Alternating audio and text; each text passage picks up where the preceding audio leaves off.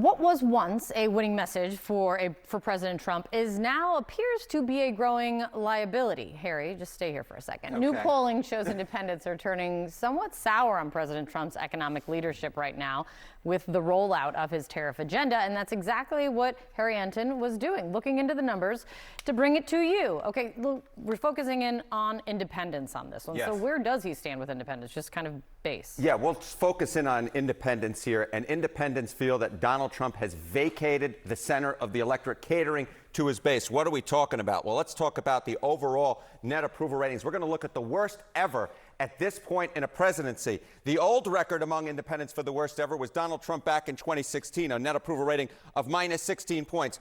Well, Donald Trump has broken his own record here. He now holds, in this particular term, the worst ever net approval rating at this point in a presidency among independents at, get this, minus 22 points. He is 22 points underwater with independents.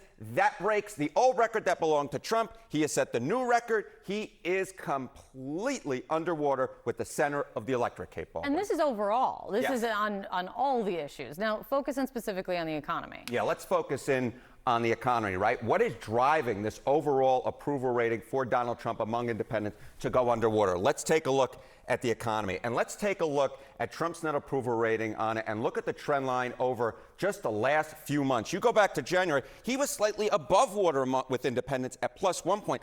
Look at this drop, Kate. Oh, my.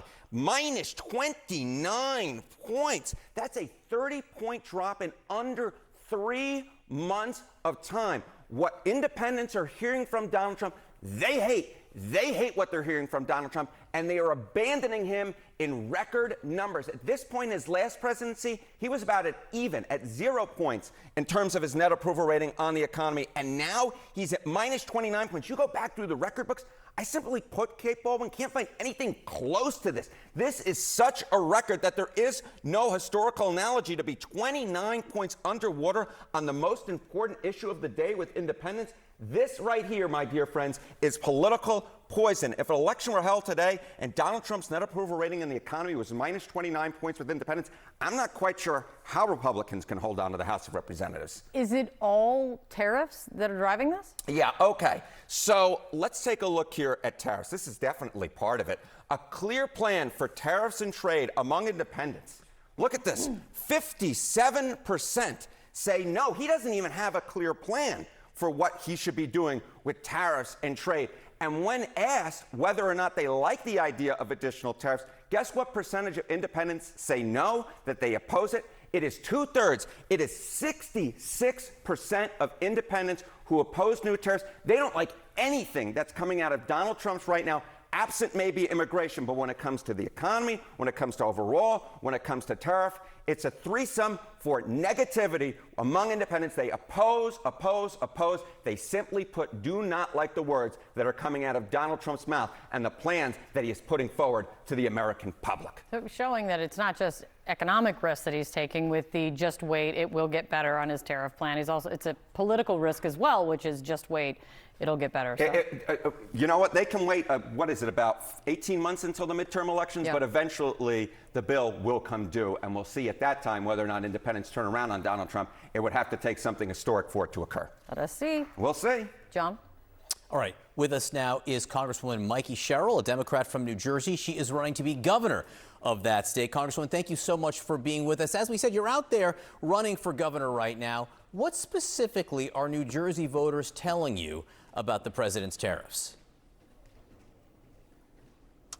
Oh, I think New Jersey voters are telling me what you were seeing in that poll. They're very unhappy with these tariffs because they're affecting people's day-to-day lives. I mean, here we are having an affordability crisis in New Jersey. I'm running to make sure we can drive down the cost of housing, drive down the cost of utilities, improve the broken healthcare system.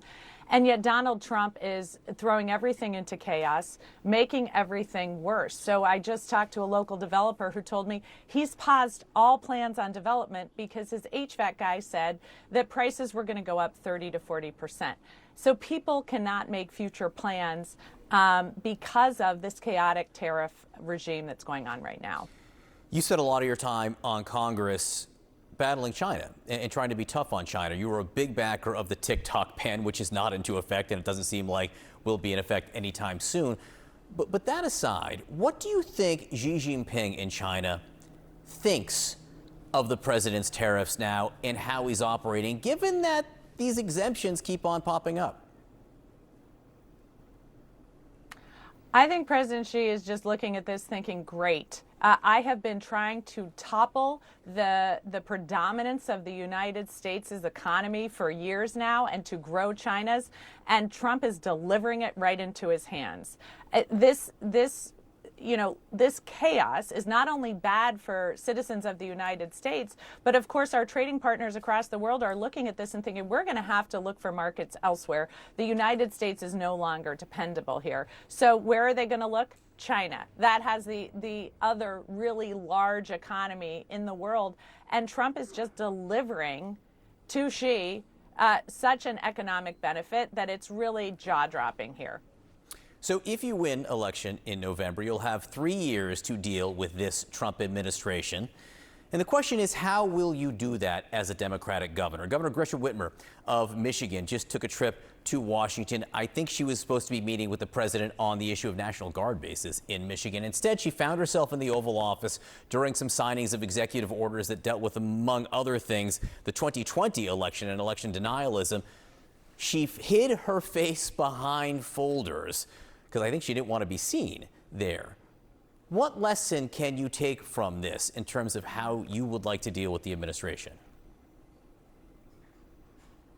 I think I can take the lesson that everybody should be taking. This is an administration that is totally into, how Trump can self-deal, how he can enrich himself and his family and his billionaire friends. So I have to tell you, as we look at what's going on right now, people being picked up without charges, deported to El Salvador, and, the courts ordering them back, and Trump meeting with the Salvadoran president and sort of yucking it up about how they're just going to ignore that. Everyone should be concerned, because then you're next, right? I have served in places across the world where this kind of thing happens, and I will tell you, it doesn't stop here. It goes on to encompass people who speak out against the dictator in charge. So everyone should be concerned, and working with him has such downside risks. So when you see him picking off law firms, when you see him picking off schools, they think they can work here and kind of keep their heads down. It never works out that way. You're always put in that kind of position that we see where it somehow emboldens, enriches, helps Trump, and destroys you and whatever you are on a path to do, including all of the values of this country. Does that mean you think it's a mistake? You thought it was a mistake for Gretchen Whitmer, the governor of Michigan, to go try and work with him on things? Look, I think right now what Democratic governors have to do, what I am running to do, is to provide a different pathway forward from what we see coming from Washington. Not only protecting rights and freedoms in our states, but also working on how we, as Democratic governors, are going to build out the future. How are we going to invest in homes? How are we going to drive down utility costs? These are the things I'm hearing from New Jerseyans is, look, I need you to fight against Washington right now, because everything they're doing is destroying our economy and destroying our freedoms.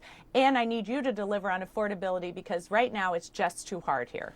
You've been outspoken also on U.S. support for Ukraine. As you mentioned, you are a Navy veteran yourself. This is what the president said in the Oval Office just yesterday about the Russian invasion. Listen. When you start a war, you got to know that you can win the war, right? You don't start a war against somebody that's 20 times your size and then hope that people give you some missiles. Basically saying Ukraine started a war against Russia, which is 20 times its size. Your view? And nothing could be more false. Ukraine did not start this war. Russia invaded Ukraine. And so Ukraine was not, had no other opportunity unless they simply wanted to accede to a former KGB agent, dictator, somebody who Trump seems to admire very much, and Putin. Ukraine fought for and is fighting for its freedom. And for Trump to somehow misstate history and rewrite history in this nation, that is what dictators do. That's why we need to fight in New Jersey for a different pathway forward. I have a large Ukrainian American community. They have been stalwart in defending freedom and democracy here at home, and certainly for their family in Ukraine. I have long been an outspoken supporter of the Ukrainian fight for freedom. This is what we have long protected at here and abroad. And to think that now our president of the United States is cozying up to Vladimir Putin at the expense of all of our values, making weird relationships with North Korea. I mean, this is a president who is taking us down a path that was never envisioned by the people of this country, that is contrary to the vision of our founding fathers, and is something that here in New Jersey we are going to stand against. Congresswoman Mikey Sherrill, thanks so much for being with us this morning.